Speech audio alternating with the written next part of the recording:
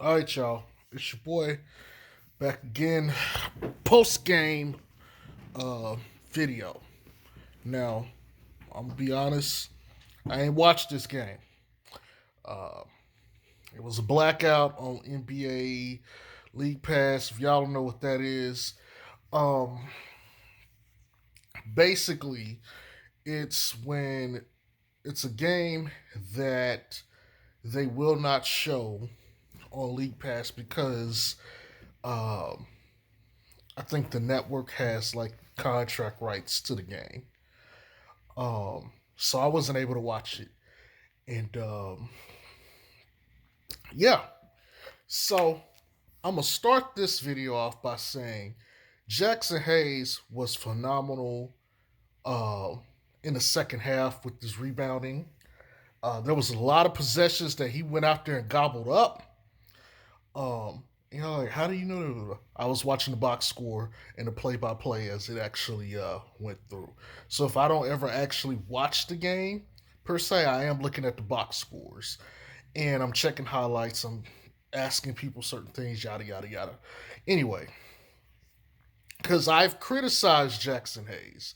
Now he still had some fuck ups this game. Zion hit him with an easy pass that he just fumbled and went right through his fucking hands. Yada yada yada in the first half. Um, but I want to be consistent as possible. If I criticize people, I definitely do want to acknowledge the stuff they do right because I don't think it's fair to harp on the negative and not talk about the positive and vice versa. So shout outs to Jackson Hayes. You played a really good game, and especially in the second half. I believe you got 8 rebounds for the game. We needed all 8 of those rebounds. So thank you and kudos to you, man. Keep working at it. Um, Look, this game was gritty. It really shouldn't have been this close, but it was a lot of stuff going on. Um, let's start with the free throws. I believe we shot like 47 to their like 27. Like that's absurd. Like that's almost 50 cracks at the basket. Like if you make all of those, this game is like over. They missed quite a many. If they had made some more throughout the course of the game, they'd have been just fine. They wouldn't have, this game wouldn't have even been close, right? They gotta get these free throws. Like for real. Bi was crushing them in the fourth quarter. Why they kept sending him to the line instead of like Lonzo, I don't know. But it is what it is. Um Zion only had first of all, he had no touches in the first quarter. He had like 3 by halftime, and then he crushed it from the third quarter on. Like I think he finished the game with like 21 points because he had like 6 to start the game. I was like, damn. Because I was complaining on times like, yo, Zion ain't shot a fucking basket at all at the beginning of the game. He's your number one pick. That shouldn't happen, right? Only got 3 in the second quarter, but man, he carried. He carried them. Like shout outs to Big Z. Yo, he showed up in the second half and he put his imprint on the game. I thought he was phenomenal in the second half. Now, Stan poured his ass in the last couple minutes, and let's just say his excuse don't add up. Like he pulled him. Oh, I forgot we had timeout. Put you back in the office, nigga. You could have put it back in with all them free throws they were shooting. So let's be honest. Stan said, "Look, this nigga defense ain't the best. I'm gonna put my wings out there and let them play because we need this goddamn game." Kudos to motherfucking Stan. Okay, like fuck. Like if you ain't out there playing defense, get your ass off the court. JJ wasn't in that motherfucker for real. Could play defense. He went with Bled, Zoe, Steven Adams, and Josh Hart. Basically Lakers trio, and instead of having Zion, you just put it. He just put in Bledsoe, and that's your best defensive lineup on this team. Uh, you know, just go for broke. So I don't.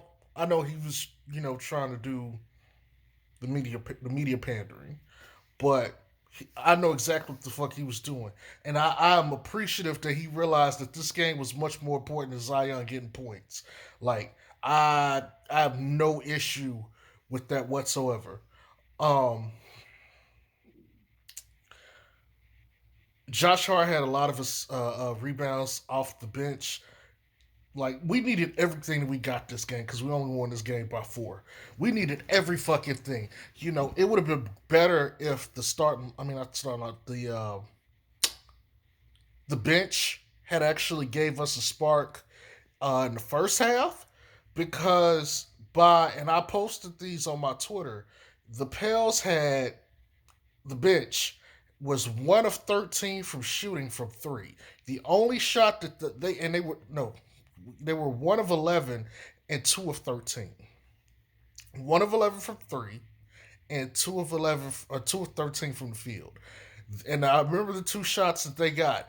They had Nikhil Alexander Walker. As soon as he subbed in, he made a 3. That was the 3. That was the only 3 that they hit in that first half off the bench. And Jackson Hayes got a layup runner. That was it. Those were the only 2 shots by the bench. JJ shots. Nothing else after that. Melly didn't hit shit. You know, um, nothing. So again, this bench is a fucking problem. I'm gonna get into that later on in the video, but let me go ahead and finish with the rest of this. Pascal Siakam fouled out. I don't think he gave a fuck. I think at that point he was just like, "Fuck this game." Um, so there's that. They didn't have to deal with him late game. Fred Van Vliet was killing us.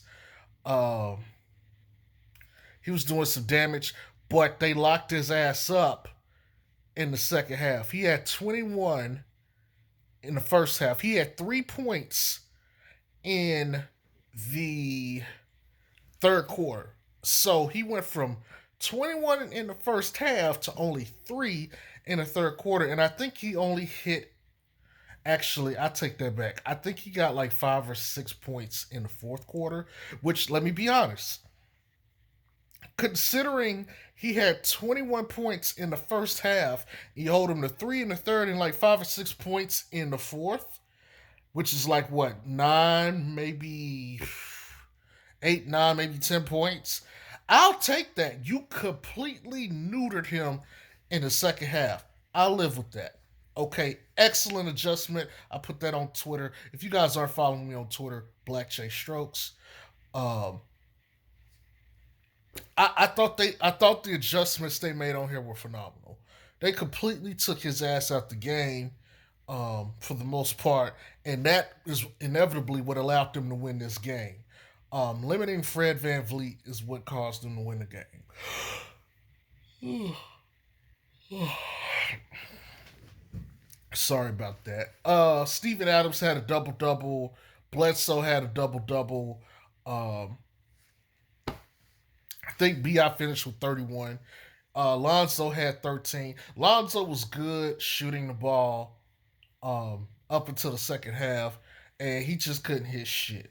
He was shooting very well. I think he went into the halftime shooting 50%.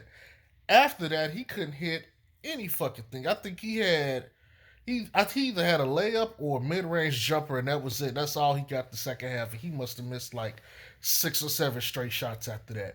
Lonzo was terrible shooting the ball in the second half, like downright disgusting. He played good defense though, and he gave you good effort, and he still got you some assists and some rebounds out of it. So the shooting part, if he would have made just 1 or 2 shots, this game would have been over. But it didn't happen.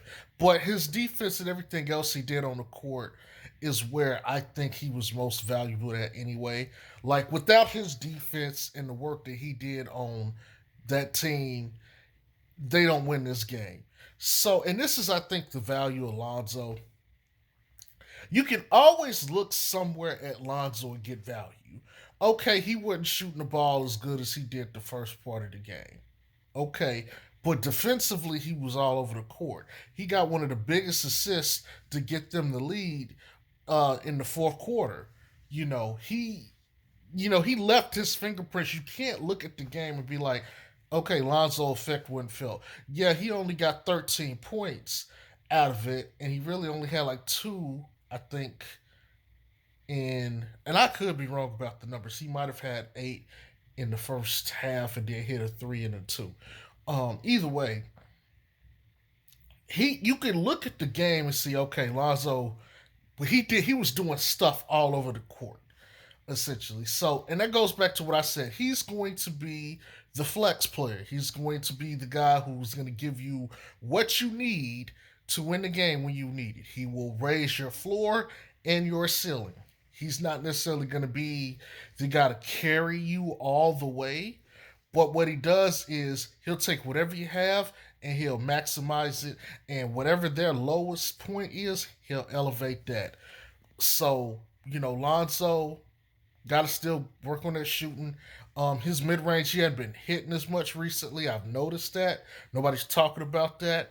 I think he'll still be better with that going forward. The three was kind of hitting today at first. So maybe he's still going to start trending up right there, but we'll see what happens with Zoe. Um, he's had better games, but he was still overall solid. Uh, Bledsoe had like 19 points. Bledsoe was all over the court, playing defense, knocking down shots. He hit a crucial late game three. Like he was hitting his threes that he hit came at like convenient times. And I know a lot of people, including myself, question his fit. If you're telling me he's going to hit threes at like 36, 37%, hey, he's just fine. He is just fucking fine. He's been attacking the basket. He's part of the reason I think Siakam and some of the others got into some foul trouble. But he was out there doing his thing. I got none but praises for the brother. He was out there hooping. Like he had 19 points if I'm not mistaken. But damn that three. If that damn three he didn't hit late in the fourth, and I believe Lonzo found him on that three. So, credit again. Lonzo making the correct pass and seeing it. And I think if I remember that play correctly, no, that was the alley oop he got to Zion.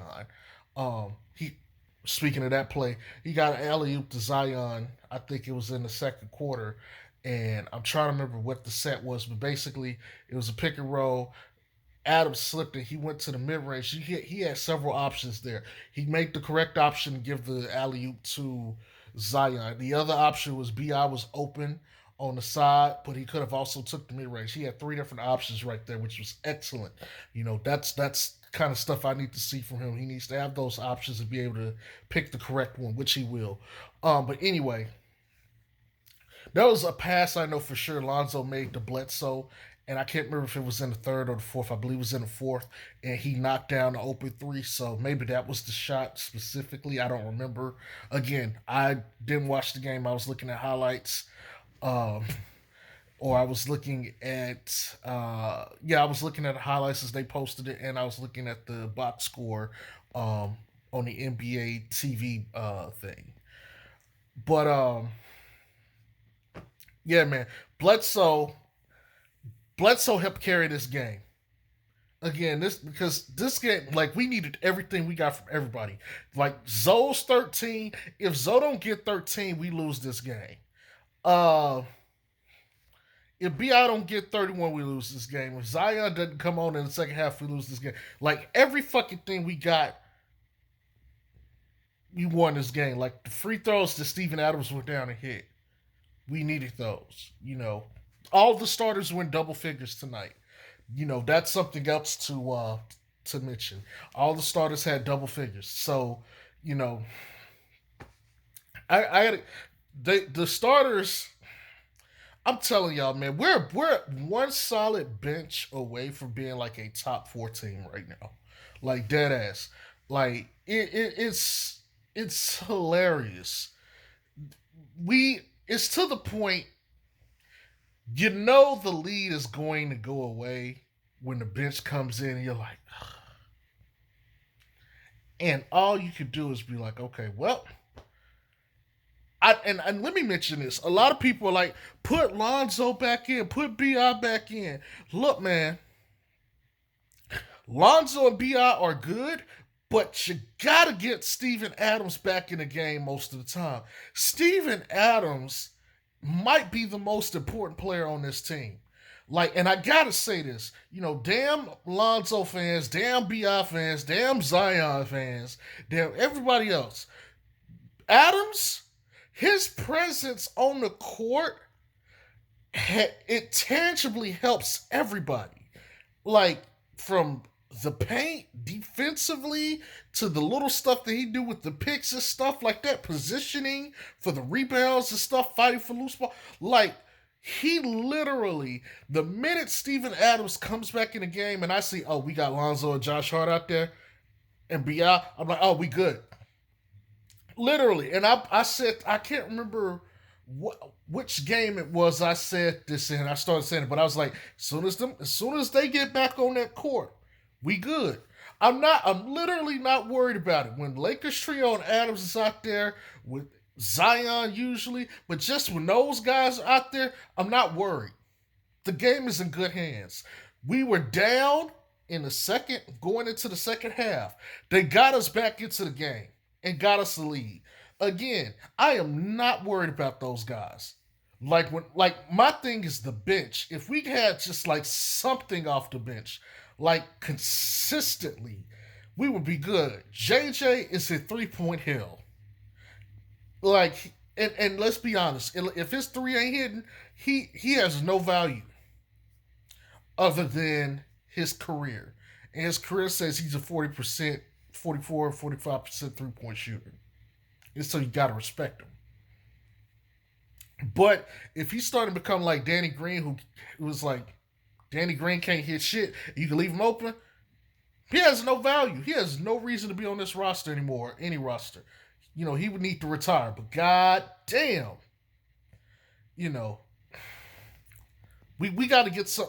They're gonna have to make a move for something. Somebody. We need somebody on this bench to help because Lonzo and BI played 35 minutes. The starters all play like 31, 32, 33, 35. Um, Matter of fact, it seems like Stan has this thing where he likes to have Bled and Zion together as the duo, and he likes to have Lonzo and Bi together as the duo. And I know he was talking about trying to get um, at least Bi or Zion on the court at all times. So this may be his attempt at it. But man, I gotta tell you, we need some help. We need some goddamn help off that bench. Like Melly can't hit shit. He's not a fit. See, here, and I'm finna go slight little rant. Not really. Look, man, I like versatility in my players. I don't like one dimensional players. Players that only just shoot threes, even though shooting is a premium. I'd rather take something off of the 3 pointer and get like some other value somewhere else. Like because if you're one dimensional and you're not able to do that thing that you do, what other thing? Like once it's not there, what are you there for? Right? Like Lonzo, who had shooting issues since he's been in the league, has done so many other things that you could justify having him on the court. Bi when he was with the Lakers played defense. So even if his shot went falling, you can sit there and say, okay, you can put him on the court for his defense. Now, last year's defense wasn't all that good. This year's defense is better. It's still not as good as he was on the Lakers. But between that and his passing, it's like, okay, you got to play Bi. Zion, he can get the rebounds for sure. But the scoring, like if the scoring ain't there, okay, he can get rebounds. So he at least has something. He has a presence there. Josh Hart, if he can knock down threes, he can rebound, he can play defense. Right? Steven Adams, hard set picks, IQ, defensive positioning, rebounds, lob threat. Not really lob threat, but lob threat. Not like JaVale McGee lob or Zion lob, but he can still be a lob threat. Um, Defensive, like defensive stalwart, like, you know, Bledsoe attacks the basket, can play make, um, defends. You know, I ain't gonna necessarily say he's a passer, but he can do that somewhat well. Like, again, these are your starters, with the exception of Josh Hart. These are your starters. These are guys that you depend on. Notice that I had to include Josh Hart. What else do you get? I mean, where's the other? Like, I like Nikhil Alexander Walker. Great shooter, score around the basket. He's not quite there with the passing yet. And I don't really think he's a rebounder. And I don't necessarily think, okay, he plays like, the best defense. So, I can't really say he's anything other than like one dimensional right now, even though he's improving. Um, Jackson Hayes, he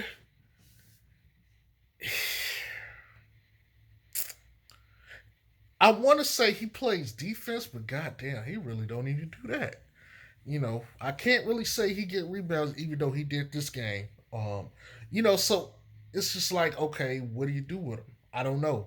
Melly, he just shoots threes. JJ just shoots threes, right? That's pretty much your bench. So what else are these guys gonna do for you? You see what I'm saying? Like, and for most of them, again, put Josh Hart to the side. If Hayes can't defend, why is he on the court? It's not like he's going out there like Andre Drummond getting you 13 rebounds a game. Otherwise, he might be starting. You wouldn't need Steven Adams. But it is what it is. If JJ can't shoot, why is he on the team? If Melly can't shoot, why is he on the team? Like, no, I get it. And maybe I short sold. No can attack the basket. He can shoot at all three levels. He's just not. He's just not quite there yet. But he's got value off ball. But I don't want to necessarily consider that like a tangible thing right now. We're just talking about base stats. The big four, which is like passing, rebounding, assists.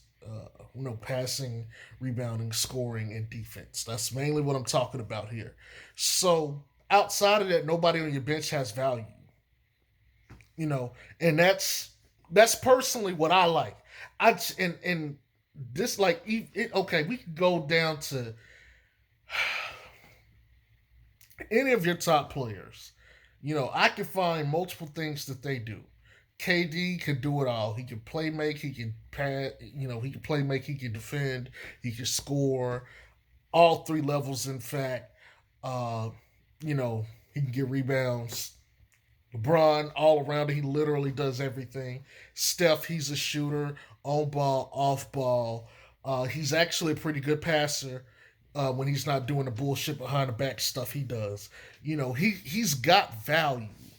Um, Giannis, defense, rebounding, scoring, uh, playmaking, AD, some all of those things. He does a little bit of everything. Kawhi, defense, scoring, rebounding. Like literally all of the best players do more than one thing. Now some things they don't do as well as others, but they do it. And when you're in the league, there is value in having multiple skills for your skill set, which is one of the things I talked about in my videos back in August. It was about the collection of skills that Lonzo has in his skill set. So when it comes to this bench, The fuck do they do? Like we need more. And it's like at least if you can't score, do something, bring something else to the table. But they don't. That's ultimately the problem. Now, if they cooking, hey, then all's well that ends well. But right now, when they ain't cooking, what do you have? You know, if you take this bench, throw it in the garbage, and give us the Hawks bench, we blow this team out. Matter of fact, we'd probably be undefeated. Truth be told, we probably wouldn't have lost the game. Just to give you frame of reference, I'm just saying. So for me personally, the bench is going to be a fault this year. I still think we're gonna struggle against huge front courts. We really hadn't played too much of that yet to see for sure, but we got some of that coming. We got the Clippers, the Lakers this month. We got Giannis later this month. We pretty much got all the major teams this month at some point in January. So we're gonna see that, and I'll validate that then when we start playing those teams. But other than that, man, it's just like, look, if we play any team with any kind of bench, our starter's gonna have to come with it every night. Like it's to the point the starters damn near gotta play perfect. And it's unfair to put all of that on Bi, Zion, Lonzo, Steven Adams, and Bled. But damn it if it ain't true. They got damn near play perfect. They needed 120 points to beat this Toronto Raptors team, who found out Pascal Siakam, who only had like 24 minutes of total play, which is like 2 quarters.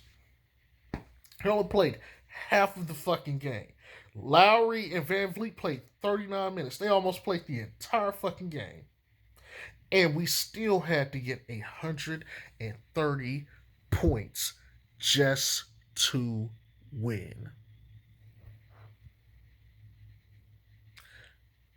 That bench is a problem, with the exception of Josh Hart right now.